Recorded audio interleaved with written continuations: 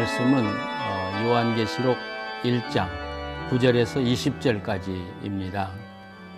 그런데 제가 17절에서 20절까지를 읽어드리겠습니다.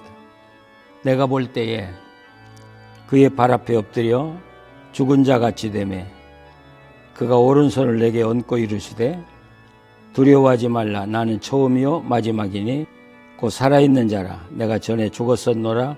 볼지어다 이제 세세토록 살아있어 사망과 음부의 열쇠를 가졌느니 그러므로 내 본 것과 지금 있는 일과 장차 될 일을 기록하라.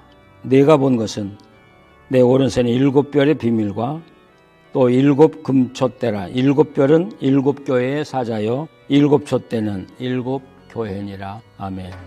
요한계시록에서 제가 제일 좋아하는 말 중에 하나가 있습니다.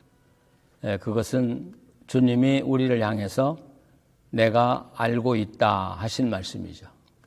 또 요한계시록에서 가장 무서운 말씀이 또 하나 있습니다. 그것도 내가 알고 있다 하는 말씀입니다.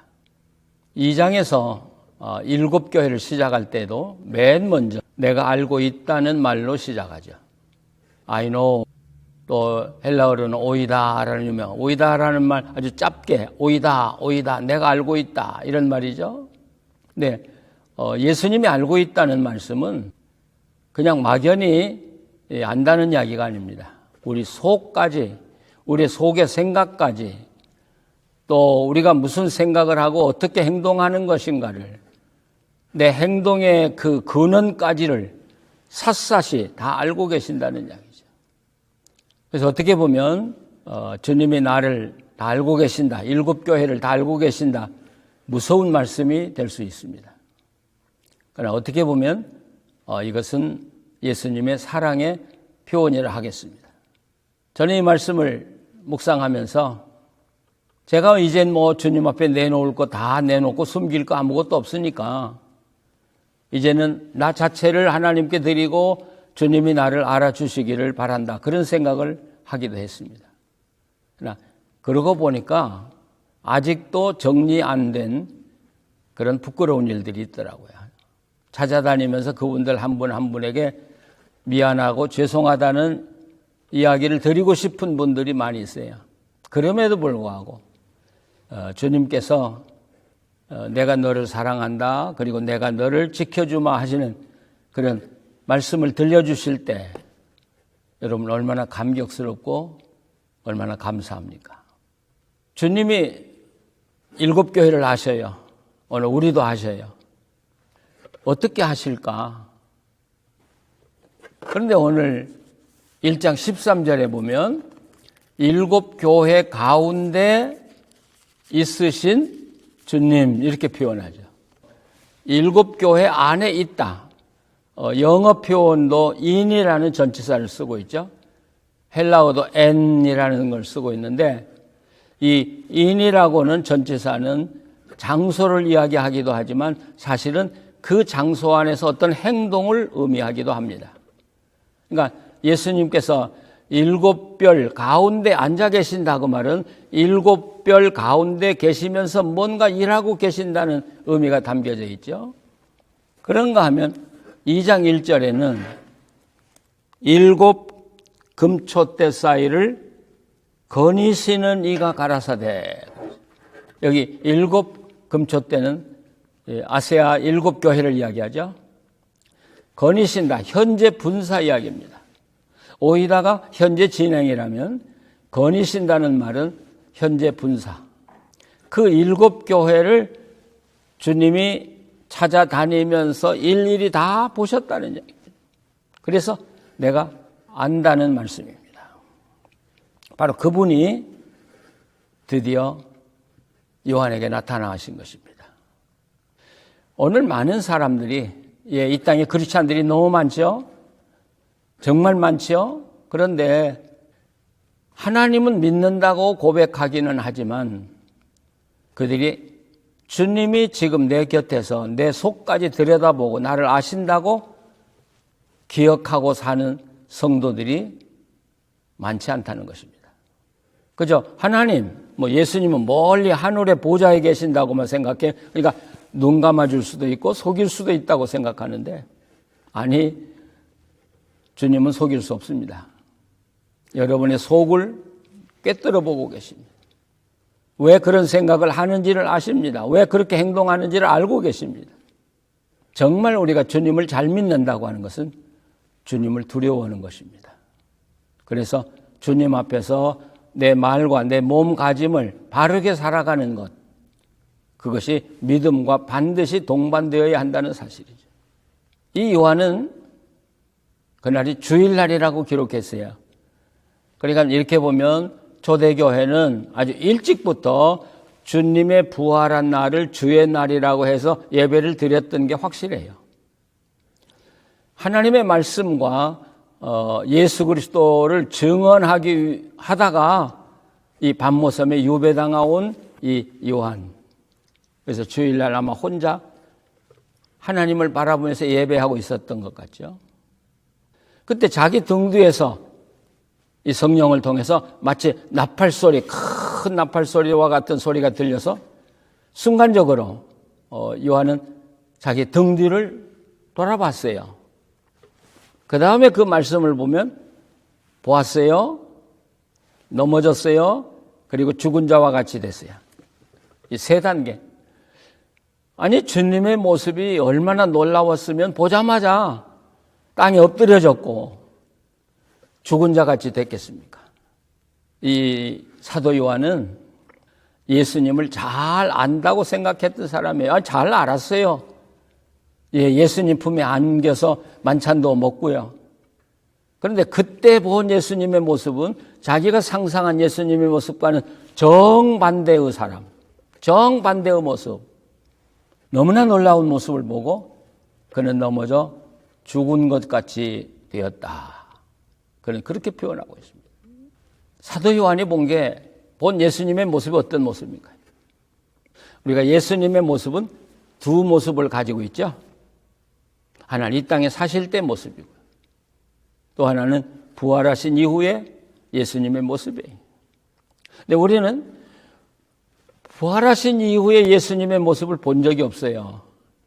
그리고 맨날 우리가 듣고 생각한 것은 이 땅에서 고난받고 사신 예수 그리스도밖에 몰라요. 우리가 가난하고요, 거처할 집도 없고요, 사람들에게 멸시받고요, 조롱도 받고요, 고난받고요, 마침내 죽으신 그리스도, 이런 그리스도만 생각하다 보니까 많은 사람들이 교회를 무시해요. 핍박해도 된다고 생각해요.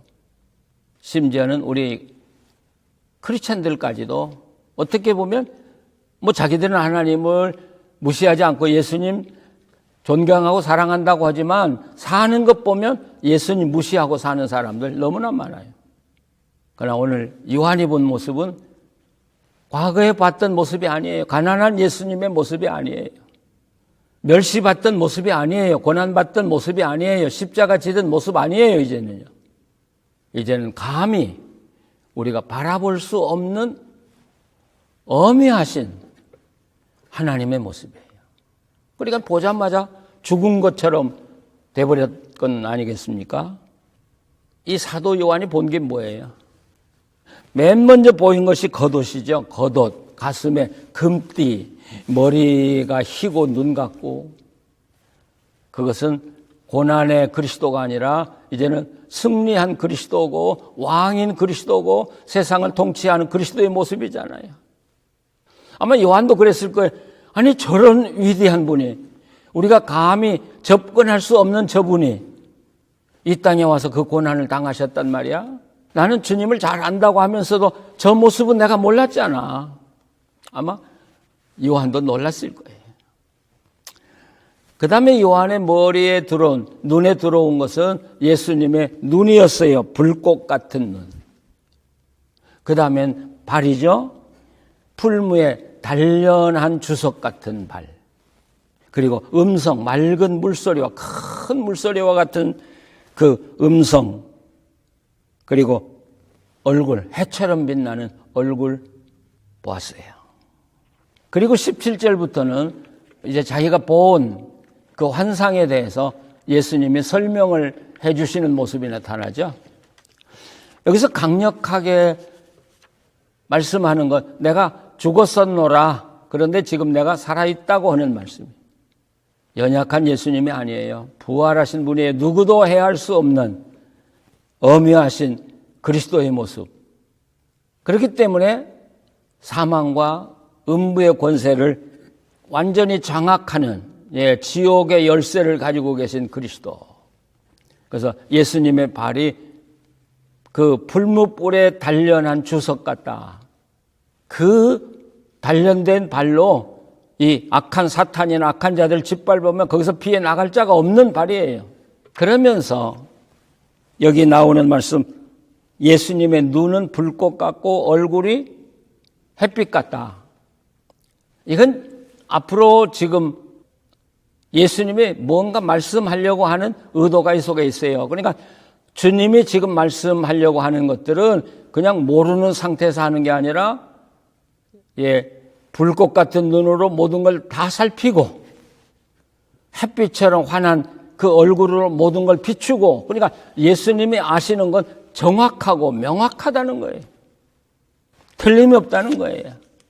그런데 예수님의 말씀이 큰 많은 물소리 같다.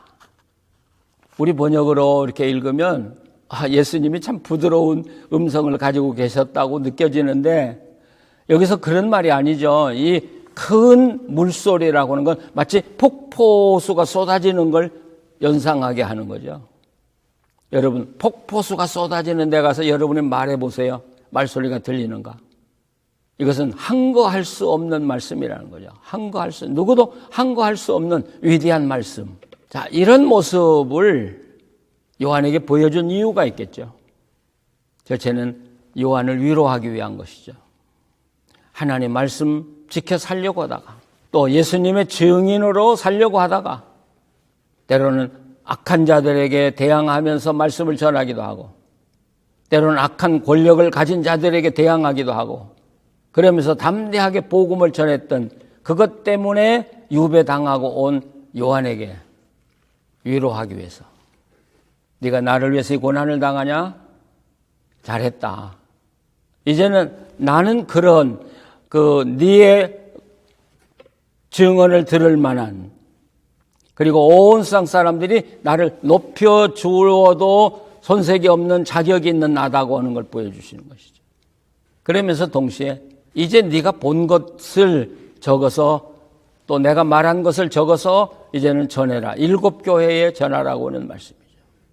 특별히 오늘 말씀에서 강조하는 것은요, 예수님의 말씀이에요. 그래서 이게 본문에 보면 말씀을 강조하는 곳이 많이 나오죠. 16절 특별히 보면 그의 오른손에 7별이 있고 그의 입에서 좌우에 날선 검이 나오고 그 얼굴은 해가 힘있게 비치는 것 같더라. 여기 말씀, 검과 같은 날쌘 양쪽에 칼날이 있는 그런 말씀, 무서운 말씀. 그리고 7 교회에도 내 말을 전해라 하는 말을 계속하고 있어요. 여기서 강조되는 게 바로 이 말씀이에요. 지금부터 예수님께서 놀라운 환상들을 보여주실 거예요. 그리고 환상 다음에 주님의 음성이 나올 거예요. 자, 여러분, 계시록 읽을 때 이 환상이 더 중요합니까? 예수님이 하시는 말씀이 더 중요합니까? 오늘 많은 분들이 요한계시록 읽으면서 환상에 집중을 해요. 그런데 여기 강조하는 건 보여주는 것도 중요하지만 그 보여준 다음에 말하고자 원하는 예수님이 전하는 말씀이 더 소중하다는 거예요. 그러니까 말씀을 먼저 듣고 그 말씀에 의해서 환상을 해석하라는 것이죠. 오늘 우리들이 요한계시록 읽으면서 잘못 읽는, 내가 잘못된 시각으로 읽기 때문에 요한계시록을 잘못 읽는 거예요. 이제부터는 우리가 요한계시록을 읽을 때 환상에 집중하지 마시고요. 이제는 예수님의 말씀에 집중하시기를 바랍니다. 그리고 그 말씀에 의해서 환상을 보시기를 바랍니다.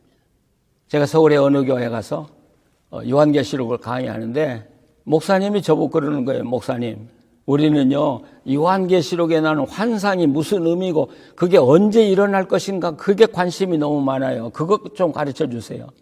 아니, 나는 그런 이야기 제일 싫어하는 사람이에요. 그 요한계시록을 모르는 사람의 이야기거든요. 목사님들이 그런 생각을 하는 정도니까 성도들이 어떻게 생각하겠습니까?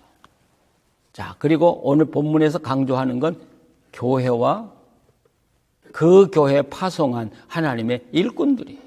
결국 이 요한계시록을 기록하는 목적은 이 7교회를 살려내고자 원하는 예수님의 간절한 마음 때문에 기록한 거예요. 이 7교회를 살려내기 위해서 주신 말씀이에요. 그렇기 때문에 예수님에게는 지금 이 7교회가 가장 소중한 거예요. 그래서 오늘 본문에서 비로소 7교회의 이름이 나오기 시작하잖아요. 자, 이제부터 우리 주님은 요한을 통해서 앞으로 일어날 모든 일에 대한 환상을 보여주기 시작할 거예요. 그리고 예수님이 말씀하고자 원하는 말씀을 전하게 될 거예요. 과연 무슨 말씀이 전개될 것인지. 그리고 주님이 그 환상을 통해서 우리에게 뭘 말씀해 주시려고 하는지 우리가 이제부터는 그 환상을 보고 주님의 음성을 듣기 시작할 것입니다. 여기 특별히 요한을 통해서 주시는 거죠. 왜요? 요한은 하나님의 말씀을 증거하고 또 예수님을 증거하다가 유배당한 사람, 예수님이 이 땅에 고난 당했듯이 요한도 고난을 당해본 사람이기 때문에 그를 통해서 그 땅에 고통받고 있는 성도들을 위로하고 격려하고 새 힘을 주려고 하는 것이죠. 오늘 우리들도 이 땅에 살면서 내 중심적인 신앙, 내 유익을 위한 신앙, 이제는 버려야 할 때가 왔습니다. 그거 아무것도 아닙니다. 이제는 내 생명 바쳐서라도 어떻게 하면 주님을 높일 수 있을까? 내 생명 바쳐서라도 어떻게 하면 교회를 살게 만들고 교회가 생명력을 유지하도록 해 줄 수 있을까? 이제는 우리의 관심을 바꿔야 해요. 특별히 우리가 사순절을 맞고 있는데 여러분, 사순절은 고난당하신 그리스도만 이야기한다면 별 의미가 없어요. 물론 그것도 중요해요. 그것이 없이는 그 이후의 사건이 없겠죠.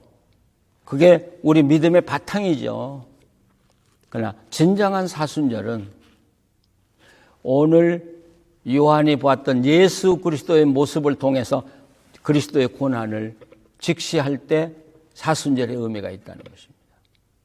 우리가 늘 주님은 고난당하고 가난하고 멸시당하고 그런 그리스도의 모습만 생각해요. 그분이 우리를 위해서 이렇게 고난을 당했다고만 생각해요. 그러나 오늘 말씀 보면 주님은 이 땅에 와서 고난 당할 이유가 없는 분이에요. 세상을 지배하는 분인데 단지 하나님의 뜻을 이루기 위해서 자신이 천한 몸으로 낮아져서 이 땅에 오셨고 하나님이 우리를 얼마나 사랑하는가를 보여주기 위해서 그 순환을 다 당하고 인내하셨고 그리고 이 땅에 죄에 묶여 죽어가는 사람들을 살려내고 하나님께 인도하기 위해서 십자가 지신 분, 그분이 바로 이런 놀라운 분이라는 것이죠. 그럴 때 여러분, 주님의 고난이 얼마나 빛납니까? 가난해서 고난 당하는 사람 우리가 생각할 때 마땅하다고 그래요. 그러나 주님은 그럴 뿐이 아니에요. 세계를 지배하는 분이 우리 때문에 우리를 하나님께로 인도하기 위해서 이 땅에 오셔서 그 순환을 당했던 걸 생각할 때 순환 주간과 고난 주간이 빛나고 십자가가 빛나게 되는 것이죠. 이제부터는 이 땅에 와서 고난당하고 십자가 지신 그리스도, 그건 우리의 출발점이니까 잊지 말아야 되겠죠? 그건 아니요. 이제는 영광 중에 계신, 죽었다 살아나신, 영원히 살아계신 이 세상 만물의 주인이신 그리스도를 꼭 기억해야 합니다. 그분이 지금 나를 보고 계시고 나를 보고 계시고 나를 인도한다는 사실을 늘 기억하고 살아야 합니다. 그래서 우리는 이 땅에 살아갈 때 내가 무슨 말을 할 때든지 내가 무슨 행동을 할 때 반드시 물어야 한다고 생각합니다. 지금 보고 계시는데 그 말을 해도 되겠니? 내가 나보고 이야기하는 거예요.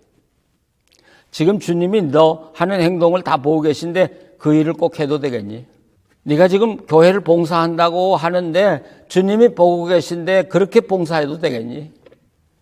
저는 죄 질 때도 그런 물음을 묻고 죄를 지라고 말하고 싶어요. 너 지금 주님이 보고 계셔? 그래도 그 일을 꼭 해야 되겠어?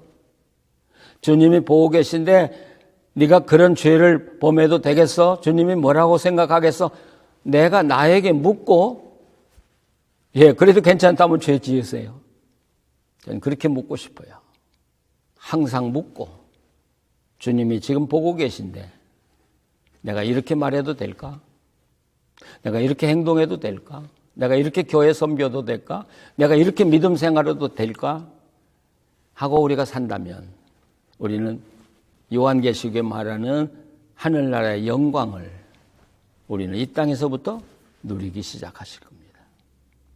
이제부터 주님이 무슨 환상을 보여주시는지 어떻게 말하는지를 이제는 하나하나 찾아가겠습니다. 기대를 가지고 요한계시록을 계속해 나가도록 하겠습니다. 기도하시겠습니다. 거룩하신 하나님, 우리가 주님 앞에 무슨 말씀을 할 수 있겠습니까? 무슨 말을 할 수 있겠습니까? 다 알고 계신데 그런데도 우리가 때로는 뻔뻔하게 주님이 나를 보고 계신 것도 무시한 채 말도 하고 살았던 적도 많습니다. 우리 어리석은 자들을 용서하여 주시옵소서. 이제 바로 살기를 원합니다. 불꽃 같은 눈으로 저를 살펴도 제 모든 내 마음속을 관통해도 부끄러움이 없는 삶을 살고 싶습니다. 주여, 나 혼자 살아갈 수 없습니다. 성령님이 도와주시옵소서.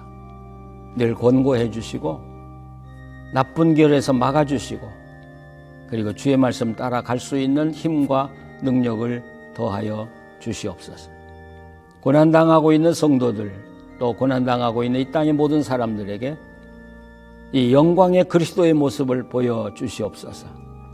이 영광의 그리스도가 함께 하심을 믿고 모든 고난과 어려움을 이겨나가는 성도들 되게 하여 주시옵소서. 예수님의 이름으로 기도합니다. 아멘.